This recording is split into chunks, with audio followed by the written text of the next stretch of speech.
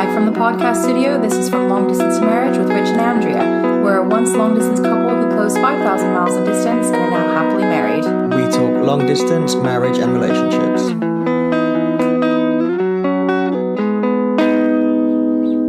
Hello everyone, welcome to episode 29. This week we've had another request from a listener. So we're going to be talking about how you can... the difficult balance, I suppose, of when you've moved away and it seems to your family like you've chosen your partner over them. So I think for this one it's probably going to be you doing most of the talking because you're the one who moved away. Yeah, and you've obviously got some insights on what I've done and how it works. Yeah. So first off, I'd like to apologise for both of us sounding like little kids with colds. Everyone in our town and surrounding areas seems to have this. So we're going to try to hold the sniffles and coughs to a minimum. So this person asked, said that she's going to be moving to be with her partner, and she doesn't want her family to feel like she's chosen him over them. And them feeling left behind. Which is a really hard one because depending on what your family's like and who the people are that you're related to, they're going to. I think I can only speak from my experience. Everyone's been really supportive, but my mom in particular has had a really, really difficult time with it. My sister was great. I mean, she even texted me after we got dropped off at the airport to actually move out here and said, I'm really sorry if I don't seem sad. I am sad. I'm going to miss you, but I'm just really happy that you guys are going to get to be together. Well, your sister said something really interesting to me. This was... Do I know this? Yeah. This was after we'd gone back, but you'd moved here. And I was in the car with her. It was when they were booking... We had to go to the travel agent, so they were booking that cruise to Alaska. Okay. And I was so that was the first time we'd gone back. I don't know if I know this. Yeah, I think you do. And I mentioned to her, that we just didn't want people to feel that you'd moved away because you weren't happy at home. And I can't remember exactly what she said, but it's basically everyone's somewhat unhappy at home, otherwise no one would move out. Yeah. Which everyone does, and I think it's an important thing. Everyone does move out. Some people just go further. Yeah. So it's not like... I suppose for my parents, particularly my mom, I think my dad was quite sad, but he was very supportive and happy for me. Well, your dad was proud of you too, that you could do it. Yeah. But I suppose the difference is I was still living at home, and then I moved 5,000 miles away. So it wasn't like, oh, she moved, one town over, or she's got an apartment on the other side of town, or I'd been living at home or out of home for a while or something. It was, she's here, she's been in our house for 24 years, and now she's moving 5,000 miles away. But in terms of, how I try and make them still feel included, I make sure that every holiday... if you're trying to strike a balance, it's going to be really, really hard. I think it depends on how far the distance is. If you're only a few hours away, then you need to work hard with your partner and decide, okay, this holiday we're going to be with my family. And if you're a few hours away, obviously, that's enough of a distance where you can't... It's like, say, Christmas. You can't spend Christmas Eve with one and then Christmas Eve with, day but of the next. it's also close enough that you can go and see them on a weekend. Yeah, or a long weekend, whatever you want. The distance and how much distance there is going to play a really big factor. For me, because there is so much distance, there isn't really a balance. Everything is shifted towards Rich's family in the sense that, all the holidays, all of our birthdays, because they're here and it's nothing that his family's forcing or anything. We're here, and we only get to go back to see my family because it's a 10-hour, 11-hour flight once a year. This year, a couple times because of family stuff. But I think if you're trying to strike a 50-50 balance, it's probably not going to happen unless your distance isn't that far, to be completely honest. But I think it's also worth pointing out that this works both ways. So when you moved here, we didn't go back for a little while, and then when we did, you felt out of the loop. Yeah. So I think obviously the people who are staying where they've always stayed, life goes on as normal, other than one person's not around as much. And then, it's easy for them to forget when that person comes back that it can feel very different. oh, you've missed a few birthdays, you don't know the new in jokes, like that kind of thing. So it's worth a conversation. I think you feel better with that. That made you make more of an effort, I think, to keep in regular contact and things. But I think have the conversation with the family just to say, I know this is hard for you, but it's hard for me too. And have that chat about how you can stay sort of integrated. Yeah. And, there's going to be some difficult conversations because, like, my experience, I've found that with some family members, I don't really have the option of expressing that I miss them or that it's hard for me, because then I get told, well, then you should come back. Or, not that no one ever really says you shouldn't have moved, but it's always, well, just come back then. And that's a really fruitless comment to make. I mean, what am I supposed to do? Oh, okay. Like, I think you just need to be prepared for some hurt feelings. I don't think, most families, people don't want to hurt you, but it's sad. People are going to be sad that you're moving and that you're going to be far away. But I think, kind of in line with what you said, there needs to be a conversation around, I'm not choosing this person over you, but it is natural for, like what my sister said to you, for people to move out, to start their own life, and everyone's life has different plans for them, and we pursue the things that mean the most to us typically, and it's natural. Some people go far away, like there's not and like people don't only move away because they found someone. And I think parents need to bear this in mind, there's any number of reasons why their child could spend a prolonged period of time away from them. Like, they could join the military, like they could have a really good scholarship to a uni really far away, they or could something. become an astronaut, they could become like... That is so weird. I was literally thinking about that last night. That is so weird. Like, I was thinking about this, about my mom. My mom said something sometime, and I don't want people to think too harshly of this, but I don't think I've said this on the podcast before, but after I've been away for a few months, she redecorated my bedroom, and I was like, you're not supposed to do that. Like, you're supposed to keep it as a shrine. And she said I couldn't go in there. Like, it just made me too upset to see all of your, the way you had it decorated. I think she was using it as like a sewing room, and like going in there like that just made her too upset. And I was like, Mom, you're acting like I died. And she's like, that's kind of how it feels. Like, I don't think she... What's that got to do with an astronaut? Anyways, I was thinking about that statement and thinking, God, like, I could have become an astronaut, and then how would she feel? Like, I could have spent years on the space station.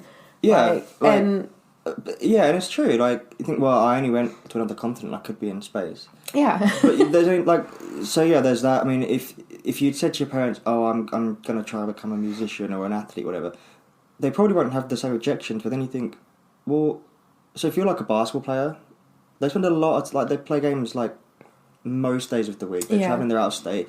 Same thing, like anyone who goes on tour, and I think people often forget that most of that life isn't what you see on the court or the pitch or the stage or whatever. Like, it's on the bus, on the plane, it's not as glamorous. They're away from home.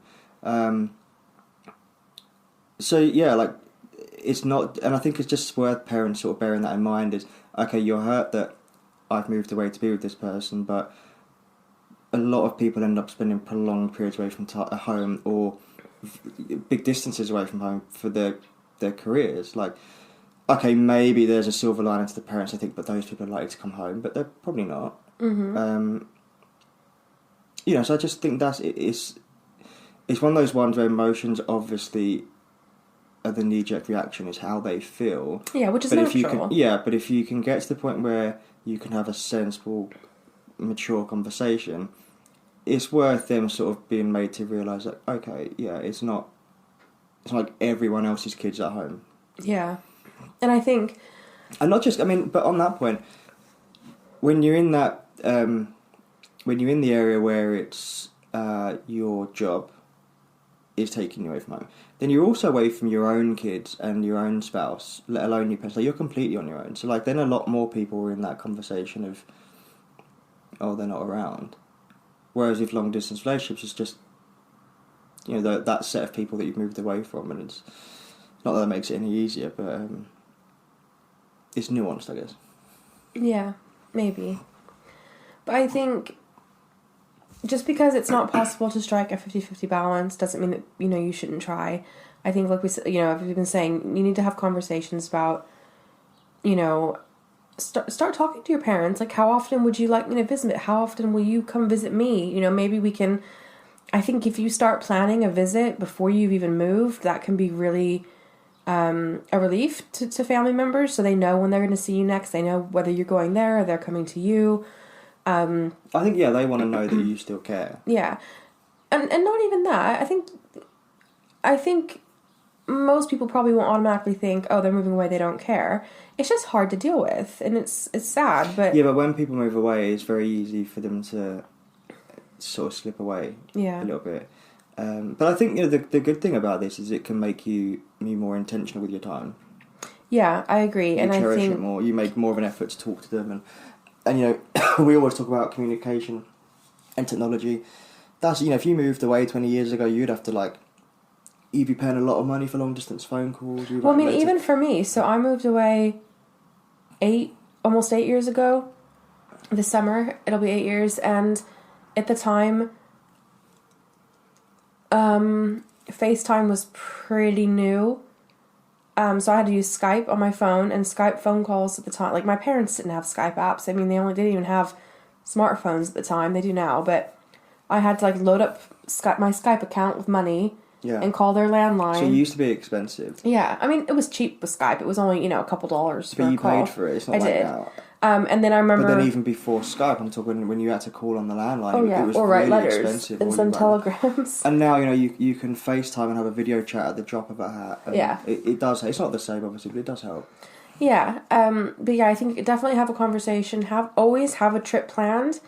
And I think that's for your own well-being also, because, like, for me, it doesn't take me very long to spiral into a real bad place of homesickness if I don't know when I'm going to see my family again. So, like, we just went for Christmas this past year. We're going in a couple weeks for my brother's wedding. And I'm already thinking, okay, not next Christmas, but the following Christmas, we're going to go back. So, I just always have in my mind, because we're going to have some people coming to visit us over next year. So, be nice for us to be able to take a break and, you know, not go out there. So, yeah, I think always let them know what your plans are. Invite them.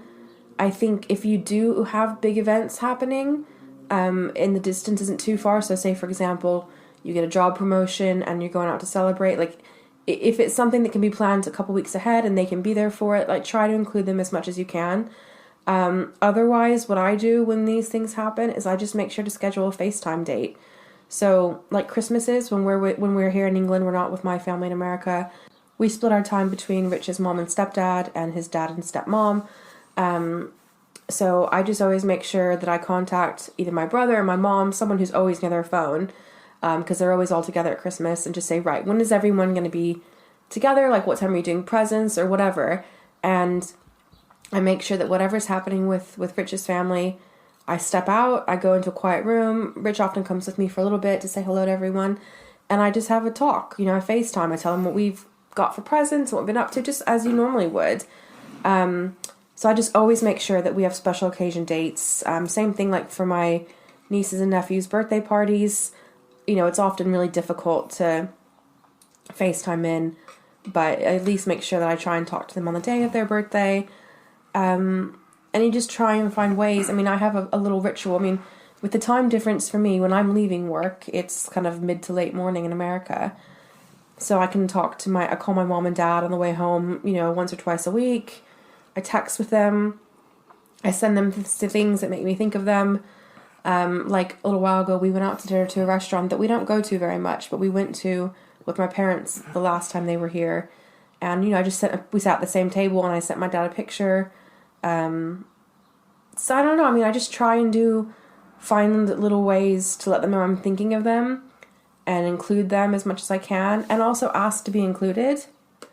That's really important to me to feel included too. I think it's really good to worry about your family and be concerned about, not worry, but, you know, be concerned and be aware of how it's going to affect them. Well, yeah, and I think one of the other things is the one concern they may have is how you're going to get back if you need to. I think it can be reassuring to them if you're able to have enough money in an account for whatever means it is to get back. You know, for a lot of people that's going to be a plane ticket. But if you can say to them, look, I've always got the money for a flight saved up, so if I need to get back, Or I've always got an empty Okay. credit card or whatever, you know.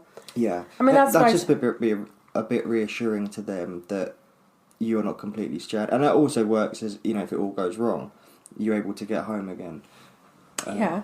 And something else you can do is, you know, if you have a guest room at your house or your apartment, wherever it is you're living with your partner once you've moved, you know, show them, oh, look, I want you to visit and I got this bedding. I thought you'd really like it. Or I've decorated it in a way that I know you'll feel comfortable. So I think it's making them aware that they have a place in your home, even though you're far away.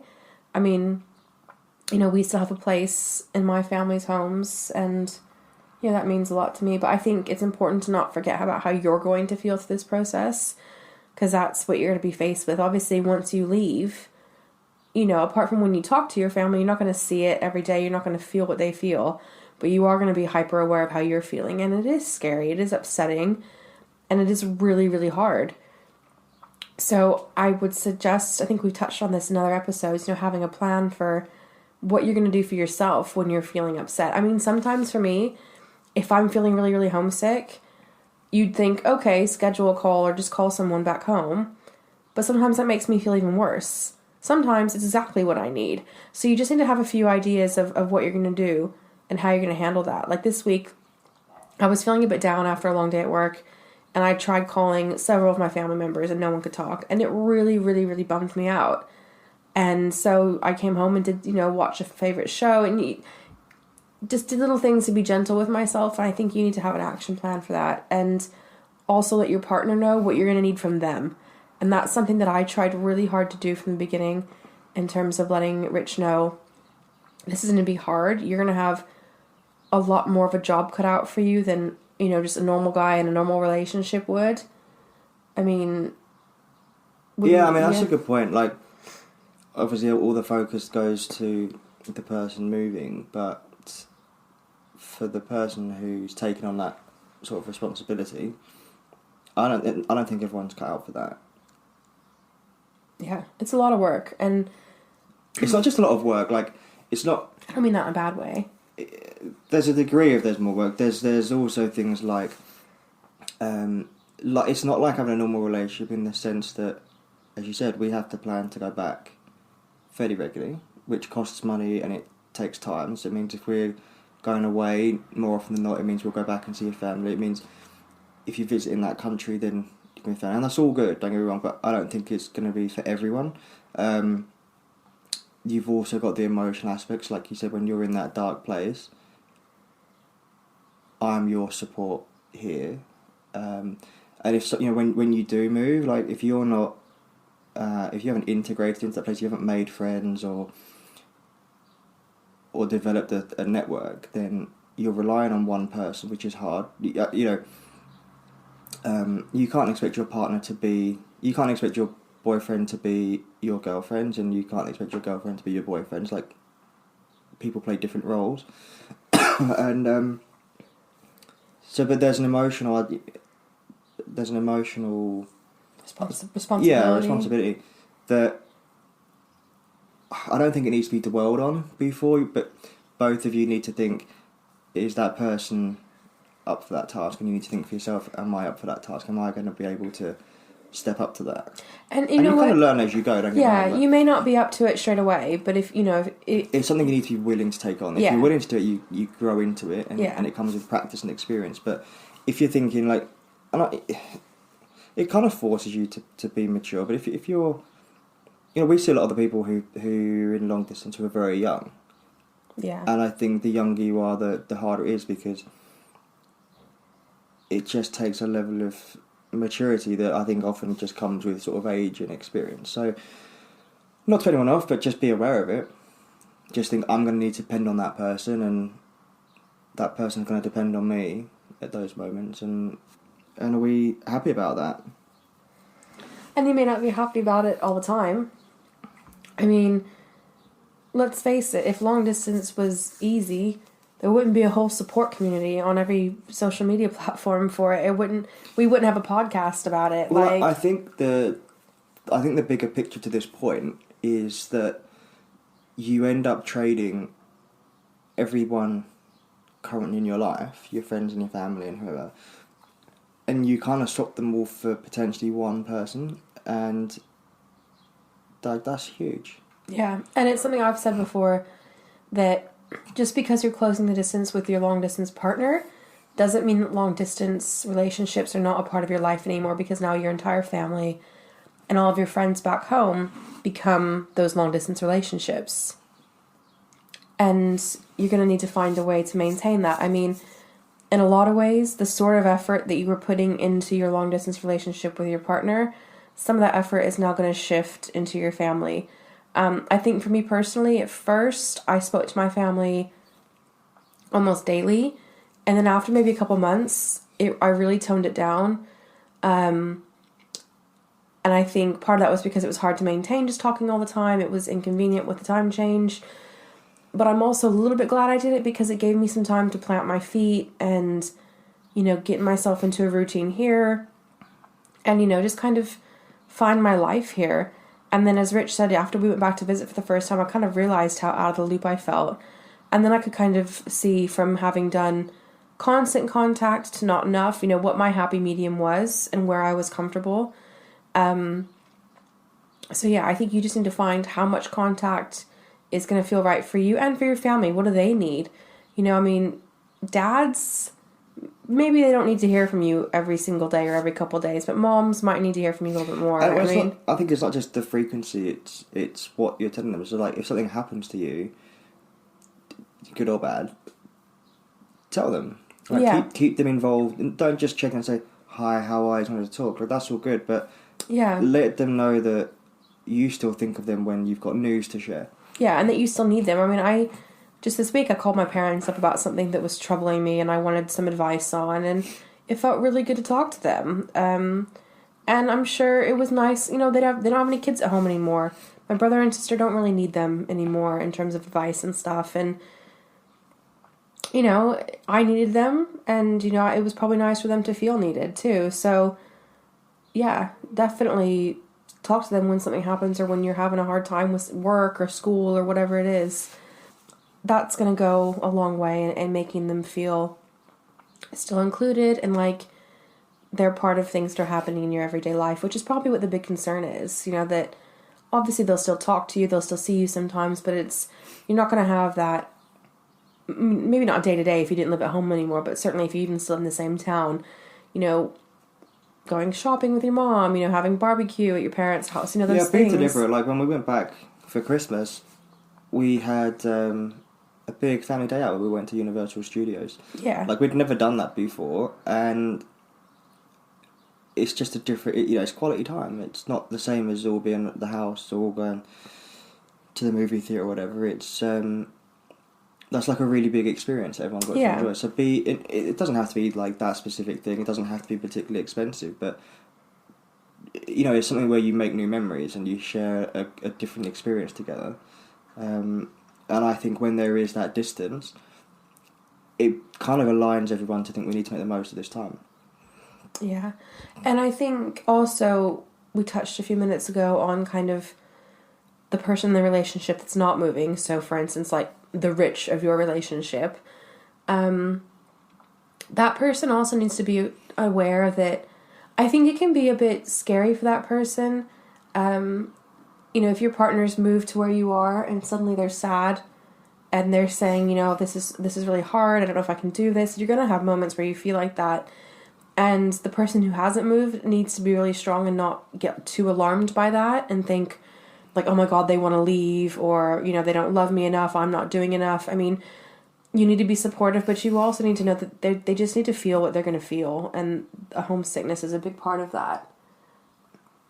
So I think that's just something that people need to bear in mind, but it's hard. It's I think ultimately it's something that everyone has to carve out their own way of doing it.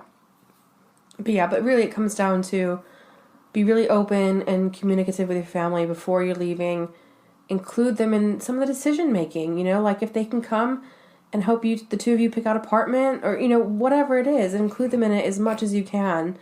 Even if it's advice you don't really need. Yeah. Like, just, we're decorating, like, what would you do? Yeah. Like, whatever it might be, but anyone want to take the advice, it's you reaching out and just saying, look, yeah, we still need you, in a nice way. Yeah, and I think also try and find ways to show them that you're building a happy life for yourself, not in a rub it in their face kind of way, but, you know, for instance, my mom really likes home improvement and decorations and stuff, and so when we do nice things to our house, I always send her updates and pictures, and this is what we're picking out. I'm looking for this. What do you think? Like, should we do blinds or should we do curtains or what, you know? Yeah, and I think it's important for them to see that you're having a good life. Yeah. If you've moved away and then they see you living like in squalor, and like, oh, they've moved and they're in like a drug pit, and I'm really worried about them. Well, then they have a reason to be, if that's the situation. Or even if they just see that you're really struggling, or, you know, things aren't really working out, they're going to have all these concerns and worries. If they can say, oh yeah, they've moved, it's hard, but they're building a really nice life out there, and they're having these experiences, and they got the job that they want, and whatever. Let them see you're building a nice life that they can be proud of. I'm getting really emotional. You are? Yeah. Oh. I was just thinking about a speech that my dad made at our engagement party. I think we've talked about this a little bit in a previous episode. Like, well, this is something else you can do for maybe more extended family. So with our visa restrictions, I applied for a 6-month fiancé visa, which meant that I could be in the country for 6 months without having to leave or anything. But in that time, we had to be engaged. We had to get married. So because we were doing this all so quickly, I knew that a lot of my extended family and family friends and, you know, people that I'd known my entire life, my parents' friends and stuff and their families wouldn't be able to come. So we did a really big engagement party the week before we moved out here at my sister's house. It was catered. We all dressed up. It was a little bit fancy. And it was really, really nice to be able to do that and have some special quality time like that we would have at a wedding that those people couldn't attend. And my dad made a speech, and he said how, you know, they were going to miss me, and it, you know, it's not, he didn't say it in a bad way, but along the lines of, you know, it's not the situation that you necessarily want, but Andrea's finally happy. And, you know, I've talked a lot about my mental health and how I've had lots of struggles with anxiety and depression throughout my whole life, and it's something my family's really supported me with and wanted to help me with my whole life. And I just remember my dad, when he said, you know, Andrea's going to be happy now, he looked at me with real purpose. And there was a lot of meaning behind that look, that, like, you know, you found someone that balances you, and I did. You know, Rich, basically, I mean, I still struggle, but anyways, our relationship gives me some balance that I missed before. Sorry, this topic, I found it a lot more emotional to talk about than I thought I would. But yeah, you just need to be really open and communicate with your family and find ways to include them that mean a lot to them and mean a lot to you. Like Rich said, there's no real playbook for this. It's going to be different depending on your family situation. But it basically just takes effort, like any relationship. And especially, like I said, that all these other relationships, these family and friends, those become your long distance relationships. So you do have to be more intentional and thoughtful with making those people feel included. And it's worth it, because you never know. You might end up, maybe you and your partner will end up moving back to your hometown one day and being near your family, or maybe it won't work out and you end up going home, and you still want those relationships. You don't want it to feel like you want it to feel like you haven't missed a beat, as much as possible. That's not always possible, but, you know, just stick your foot in the door as much as you can and say, nope, we need to FaceTime on this special occasion, whatever. Just stand up for yourself and make sure that you're included, and make sure your family stands up for themselves when they're feeling a bit like, oh, we haven't heard from you, and try not to feel like everyone's guilt tripping you. I mean, I really struggled with that with my mom at first, and I think Rich struggled with it even more than I did. I mean, I struggled with it emotionally, but I think it really frustrated you. But the more you got to know my mom, you know that she just was having a hard time. Her baby moved away, and she didn't know how to deal with that. So be patient, be loving, and it will work out. But just make that effort. Show that they still matter, and make sure they have a place in your life day to day as much as you can, really. Yeah. And don't ask me questions anymore that are going to make me cry. First time crying on the podcast. Will it be the last? Probably not. I'm pretty emotional. But hopefully this has been helpful. So we've had a few requests that we've done now. Yeah, we've got another one next week, don't we? We might do. I think we still had a couple. So I hope this helps. If you have specific questions, please let us know. We'll try and cover them. Yeah, or if you have any tips, if you have closed the distance that you found really helpful, you'd like to share to the wider long distance community, please let us know. Yeah, we'll probably do a blog post about this topic. So I think so. If you have any tips or advice or feedback, whatever, let us know if you want to have that included. We can work in the blog. Include something. Yeah. So keep them coming. And then, this person who requested this found us on iTunes. So thanks to anyone who's left us a review so far. And it does really help us get found. So please leave more. Please leave more. So is that it? Till next week? Pretty much. I'd like to apologise for the kind of radio silence on Instagram this week while we've both been pretty ill. We'll try and rectify that this week with some good posts. Yeah.